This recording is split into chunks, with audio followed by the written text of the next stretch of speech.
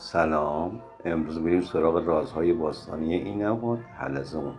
یه سرنخ شگفت‌انگیز برای گنج هاست. میدونستین حلزون یکی از رمزآلودترین نشانه‌های توی دفینه هاست.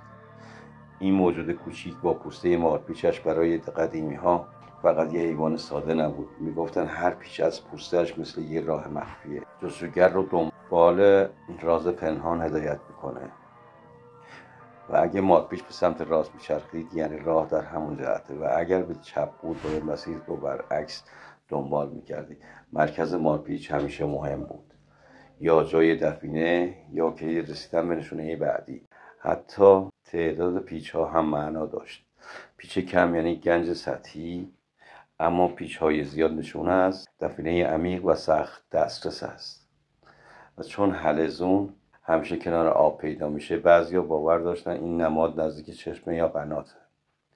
حلزون فقط یه نشونه نبود، یه هشدار بود که مسیر کوتاه نیست و مسیر بلنده و فقط کسی به هدف میرسه که صبور باشه و درست مثل خود حلزون.